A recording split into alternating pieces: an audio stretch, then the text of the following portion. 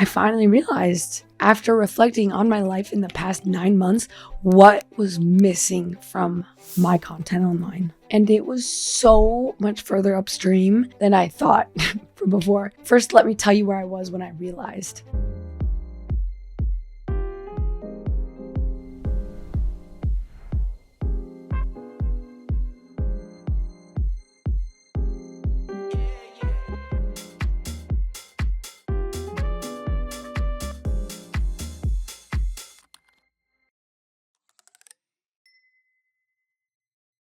I had spent over a year and a half, 2 years traveling, moving across the country, couch hopping, all exploring skills, exploring the world, learning new languages, meeting new people, learning what I love to do, and most of all, risking it all to fund and bootstrap my business and the thing that I've created now. And in all of that time, I was trying to create content that was related to business and my interests and passion in an intersection, and I simply could not find it. It was out there, I was exploring, and that was awesome, but it wasn't until I had to get my third major knee surgery on my left knee due to ACL, meniscus, surgery, mess ups. I am back home in my parents' house, actually currently recovering from these surgeries. And when I walked in here, it was a place that I could design because I knew I was going to be here for the next 5 months healing. And I finally felt like once again I had my own space,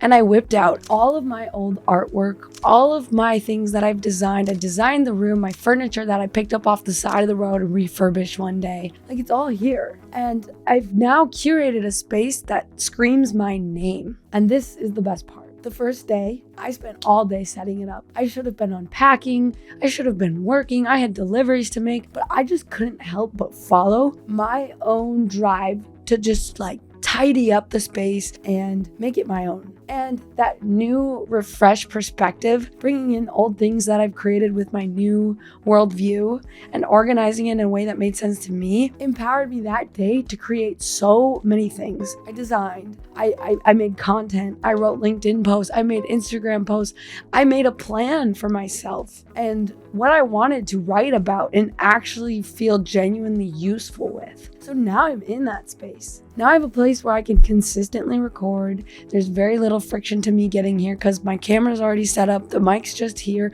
All I have to do is plug it in, turn a light on, and boom. As soon as that idea hits me, I'm here. But of course, I wouldn't make a discovery like this without going out and trying to find relevant information or studies or research about it. And I've done just that, and it's actually kind of mind-blowing what they found. Every painting on these walls, I made. The journals on the desk, there's 3 of them right now. They're all mine. I use each of them for a different input. The ukulele is in the corner. The desk light that I picked my favorite color for, the notebooks, the hanging pieces I'm making with my own hands for no reason except I want it to exist in my space. It hits me. This is why my content works. And it hits me. Everything within my eye line is something that I made, created, chose, wrote in. Every input is mine. And when that's the case, the output can't help itself but sound like me because the inputs are me. And I'm just saying, you can't outsource your inputs. And this might be a hot take, but founder and speaker content that is done for you is done for. You can't outsource your inputs and wonder why your output is trash. And I'm willing to bet going into the rest of 2026 and 27 and beyond, there is going to be no content marketing plan that will work for a founder-led brand, for a speaker-led brand that is solely done for you. It has to be done with you in this day and age and era. That's the bet I'm making. I'll put so much money on that. And that's what I'm going all in on. I have made the time. I've made it the priority for me to be the source of all of my content. And it's interesting that it's just a habit that you can build up, and it doesn't have to be your entire calendar. It's going to take up a bigger sliver, but it is going to be so worth it. Knight and Alex Haslam published in 2010 a study where they tested 4 kinds of workspaces. The first one was lean, bare, functional, nothing on the walls, nothing customized. Second was enriched. It was decorated for you, plants and pictures that someone else picked. And then 3 was empowered. You designed the space yourself. You picked the inputs. And 4 is disempowered. You design it, and then someone else comes in and overrides your design. That's honestly really reminding me of when I was couch hopping, because my whole personality was to be as small as possible, as easy as possible, because I was just trying to make it another night. I wanted that couch to be an opportunity for another week. But in doing that, I completely depleted who I was. I had no space to breathe, and therefore I couldn't be who I was. It was like any second I put anything on the table, that person walked in and I had to remove it and hide it. And the most interesting part of the study was, of course, the benefit, which we'll get to, but having someone strip out the identity in your own space is more damaging than being in a blank space. Someone threatened you and tried to suppress who you were. That could potentially be one of the most damaging things for you. But the really cool thing is that for the most part, you can control your inputs and where you are, where you're living. But when you're in the online space, you can't control the comments that come. You can't control the negative feedback. Like, you have a say in how that all turns out, but ultimately that lives in an online world, and that is not the environment that you genuinely live in. And it's very important to make a distinction between your online space and your physical reality.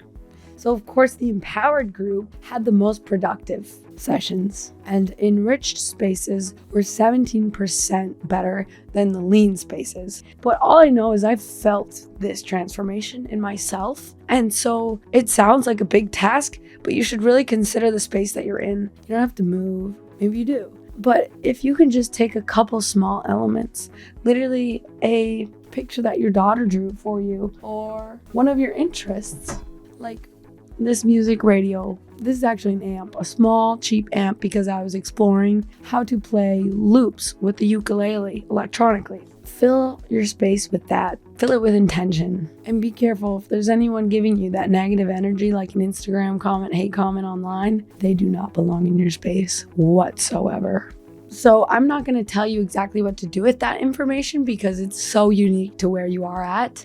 But if you've been staring at your analytics trying to answer the question, why is this not working for me? Maybe you've tried to hire the ghostwriter, you've hired the social media manager to create content for you. Let me save you the time. Walk through the room where you spend the most time working. Is there actually anything in here that's mine? What did you choose? What did you make? What did you write in? What is pulling something out of you that no one else can? If the answer is not much, that's where the work starts. Not the content calendar. It's time to start exploring your genuine curiosities to enrich your space, yourself, and design your life that is optimized for success, believe it or not, by following your interests, your passions. But this is the thing that's making this the most urgent right now.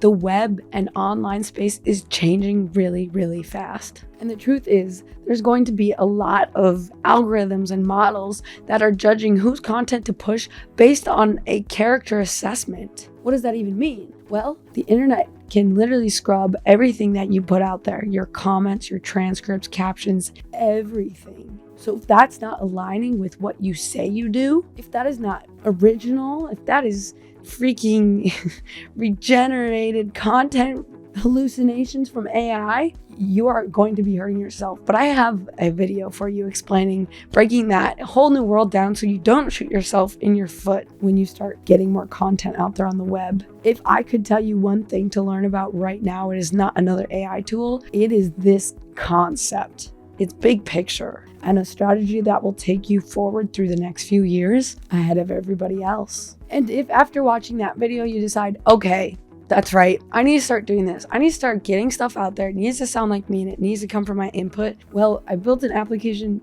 just for that, Beacon Flow. As I said, I've been on the road, and getting your ideas into actually formatted posts that can win is a struggle and a friction point that I faced. So instead of dealing with it over and over again and forcing my way through something that wasn't going to work, I created a workflow and a systemized application for it instead. And I'm giving out free access access. If you comment on this video, Beacon, within 60 days of me posting this, I will send you free access to this application. All you have to do is brain dump your idea. You can voice, transcript, whatever. And within 5 minutes, you will have a finalized post caption for LinkedIn that is original and made for you. If you want to check it out, comment Beacon. Otherwise, check out that AEO video here. Thanks for being here. Keep it real. Bye.